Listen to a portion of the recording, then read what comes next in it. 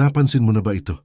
May mga lalaki na sobrang effort, laging nagchat-chat, laging available, laging nagpaparamdam, pero kadalasan sila pa yung hindi iniisip ng babae. Samantalang may isang lalaki na halos hindi nagpapansin, hindi agad nagre-reply, hindi naghahabol, minsan parang walang pakialam, pero siya pa yung nasa isip ng babae buong araw. Bakit ganon? Bakit mas naiisip ng babae ang lalaking hindi nagpapapansin? Hindi ito simpleng coincidence. Hindi rin ito dahil mas gwapo siya o mas mayaman. Sa psychology ng attraction, may mga malalim na dahilan kung bakit nangyayari ito. At kapag naintindihan mo ang mga prinsipyong ito, may intindihan mo rin kung bakit minsan mas nagiging attractive ang lalaking hindi naghahabol.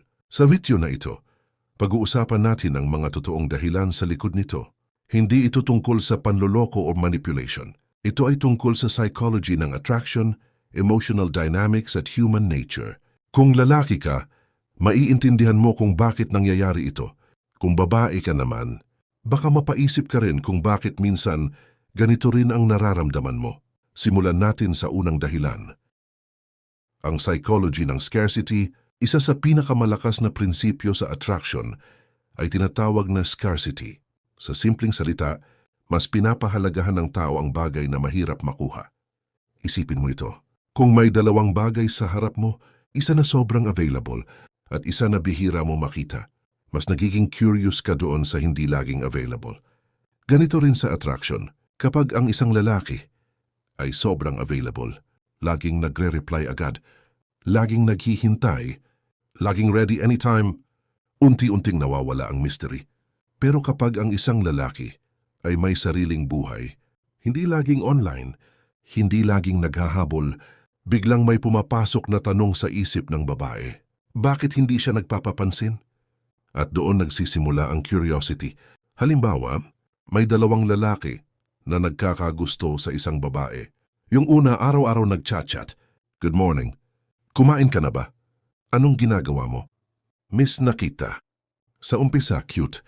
Pero kapag araw-araw nangyayari, nagiging predictable. Ngayon yung pangalawang lalaki, minsan lang mag-message. Minsan busy sa sarili niyang ginagawa. Hindi siya cold, pero hindi rin siya naghahabol. Anong mangyayari? Mas mapapaisip ang babae. Anong ginagawa niya ngayon? Sino kasama niya? Bakit hindi siya nagchat-chat? At doon nagsisimula ang mental space. At tandaan mo ito, bro. Ang attraction madalas nagsisimula sa curiosity. Kapag may curiosity, doon nagsisimulang gumana ang imagination. Emotional challenge. Isa pang dahilan kung bakit mas naiisip ng babae ang lalaking hindi nagpapapansin ay dahil sa tinatawag na emotional challenge. Ang tao natural na naaga-attract sa challenge, hindi lang sa relationships, pati sa ibang bagay. Isipin mo ang video games. Kung sobrang dali ng laro, ilang minuto lang, boring na.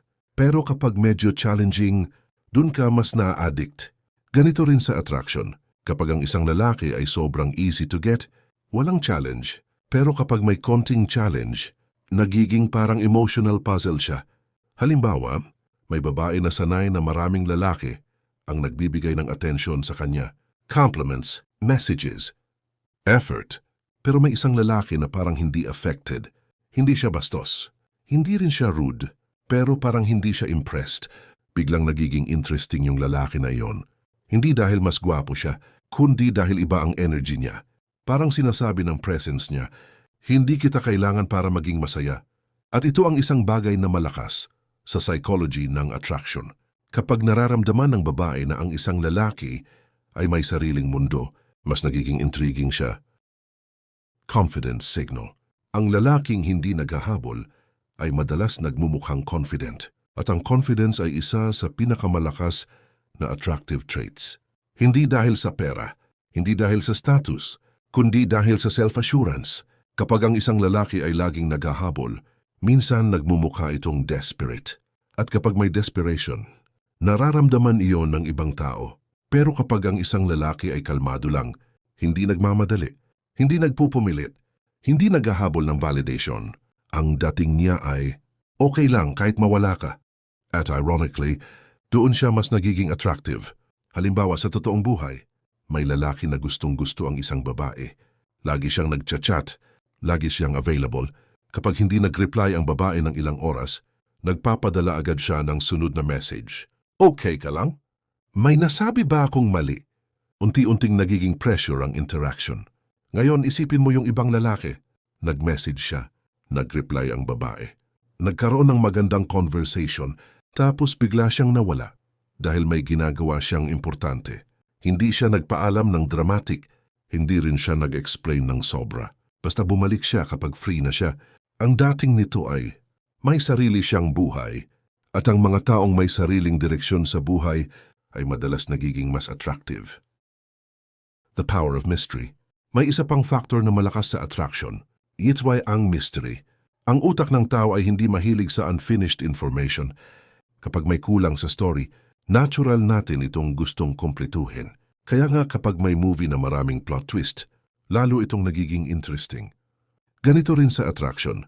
Kapag ang isang lalaki ay sobrang transparent sa lahat ng bagay, walang mystery. Alam na agad ng babae lahat. Pero kapag ang isang lalaki ay hindi agad binubuksan lahat ng cards niya, nagkakaroon ng curiosity. Halimbawa, may babae na may dalawang kausap. Yung isa, agad nagkwento ng buong buhay niya, childhood, ex-girlfriend. Mga problema, sa unang conversation pa lang, alam na halos lahat. Yung isa naman, relax lang ang kwentuhan. May sense of humor, may depth, pero hindi niya agad inilalabas lahat. May mga bagay na unti-unti mo lang malalaman sa kanya. Ang epekto nito, mas nagiging interesting ang personality niya dahil ang utak ng tao ay mahilig sa mystery at discovery. Validation psychology. Isa sa mga bagay na bihirang pag-usapan pero napakalakas sa attraction ay ang validation. Lahat ng tao, lalaki man o babae, may natural na desire na ma-validate. Gusto natin maramdaman na interesting tayo. Gusto natin maramdaman na may value tayo sa ibang tao. Pero may kakaibang nangyayari kapag may isang tao na hindi agad nagbibigay ng validation. Doon nagiging curious ang utak. Halimbawa, may babae na sanay na kapag nag-post siya ng picture sa social media, maraming lalaki ang nagko-comment. Ang ganda mo. Grabe ang pretty mo. Crush kita. Sanay na siya dun. Pero may isang lalaki na hindi nagko-comment. Hindi siya nagla-like agad. Hindi rin siya nagme-message. Hindi ibig sabihin wala siyang pakialam, pero hindi rin siya nagpapakita ng sobrang interest. At minsan, doon nagkakaroon ng tanong sa isip ng babae, hindi ba niya ako type? O hindi lang siya ganong klaseng lalaki? At kapag pumasok na ang tanong na iyon, nagsisimula na ang psychological loop. Mas nagiging curious siya sa lalaking iyon kaysa sa mga taong laging nagbibigay ng attention. Hindi dahil may mali sa ibang lalaki, kundi dahil ang utak ng tao ay natural na na-attract sa mga bagay na hindi pa niya naiintindihan. Emotional space. May isa pang factor na madalas hindi napapansin ng maraming lalaki. Ito ay ang emotional space. Kapag ang isang lalaki ay sobrang present sa buhay ng babae, minsan nawawala ang pagkakataon na ma-miss siya. At ang pag-miss sa isang tao ay napakahalaga sa attraction. Halimbawa, may lalaki na halos buong araw kausap ang isang babae. Morning message, lunch message, afternoon message, night message. Sa umpisa masaya, pero habang tumatagal nagiging routine, parang naging normal na lang ang presence niya. Ngayon isipin mo naman ang isang lalaki na may sariling ginagawa sa buhay. May trabaho, may hobbies, may sariling priorities. Hindi siya nawawala, pero hindi rin siya laging nandyan. Anong nangyayari? Nagkakaroon ng space. At sa space na yon, nagsisimula ang isang mahalagang emotion, pagkakamis. Kapag may moment na naiisip ng babae, matagal na siyang hindi nag-message anong ginagawa niya ngayon? Doon nagsisimulang gumana ang imagination. At tandaan mo ito, bro. Ang imagination ay isa sa pinakamalakas na driver ng attraction. Minsan, mas malakas pa ito kaysa sa actual interaction. The difference between attention and presence. May malaking pagkakaiba ang attention at presence. Maraming lalaki ang nagbibigay ng attention, pero hindi lahat may presence. Ang attention ay madalas simple lang. Messages, compliments, reactions. Pero ang presence ay iba. Ito yung energy ng isang tao na nararamdaman mo kahit hindi siya nagsasalita. Halimbawa sa isang grupo ng magkakaibigan, may isang lalaki na tahimik lang, hindi siya nagfi-flex. Hindi rin siya nagpapapansin, Pero kapag nagsalita siya, nakikinig ang mga tao. May confidence ang tone niya. Relax lang siya. Hindi siya naghahanap ng approval. Ang ganitong klase ng presence ay nagiging memorable. At kapag memorable ang isang tao, natural na mas naiisip siya. Emotional independence.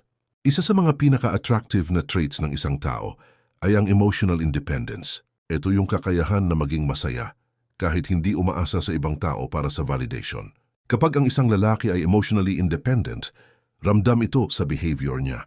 Hindi siya nagiging clingy, hindi siya nagiging needy, hindi dahil wala siyang pakialam, kundi dahil buo na siya bilang tao. Halimbawa, may dalawang lalaki na parehong gusto ang isang babae. Yung una, kapag hindi nag-reply ang babae ng ilang oras, agad siyang nag-o-overthink. May mali ba akong nasabi? Baka may kausap na siyang iba. Unti-unti nagiging anxious ang energy niya. Ngayon, yung pangalawang lalaki, nag-message siya. Hindi agad nag-reply ang babae. Ang reaction niya, okay lang. Tuloy lang siya sa ginagawa niya. Nagwo-work siya. Nag-gym siya. Lumabas siya kasama ang mga kaibigan niya. Hindi umiikot ang mood niya sa reply ng isang tao. At ang ganitong energy ay madalas nagiging mas attractive dahil ipinapakita nito na may sariling stability ang isang tao.